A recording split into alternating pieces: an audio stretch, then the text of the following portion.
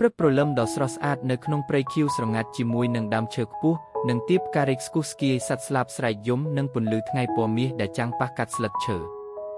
មានទាមួយក្បាលដើរចូលទៅក្នុងព្រៃស្រូបក្លិនផ្កានិងរីករាយនឹងធម្មជាតិតែម្នាក់ឯងទាស្វែងរកអាហារនៅក្រោមគុម្ពោតហើយវាបានខំផ្លែឈើស៊ីទាដើរលើផ្លូវក្នុងព្រៃដោយមិនដឹងថាមានគ្រោះថ្នាក់នោះទេ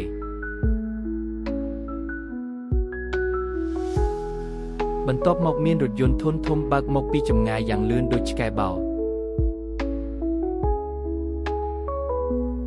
ហើយរថយន្តបើកទៅបុកសត្វទាហើយបើករត់គេចខ្លួនបាត់សត្វទារងរបួសធ្ងន់ធ្ងរទាដេកយំដោយការឈឺចាប់តែម្នាក់ឯងនៅលើទ្រូងផ្លូវបណ្ឌិតទុនសាយបានឮសម្រែករបស់ទាស្រែកយំយ៉ាងសន្ធោសន្ធៅពេលដើរក្បែរនោះ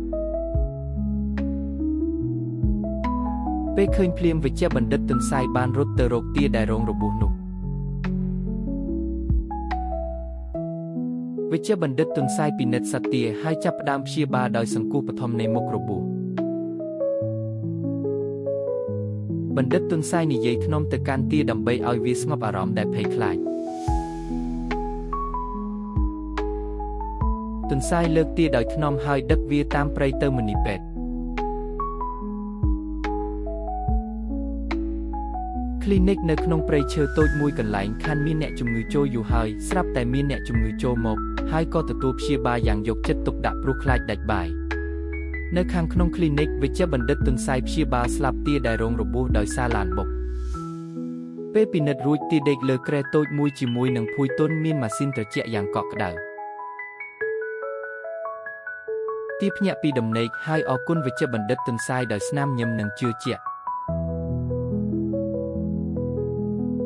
ទានិងទុនសាយកំពុងអបគ្នាយ៉ាងទន់ភ្លន់និងកក់ក្ដៅជាទីបំផុតក្នុងឆាកជីវិតរបស់ពួកគេ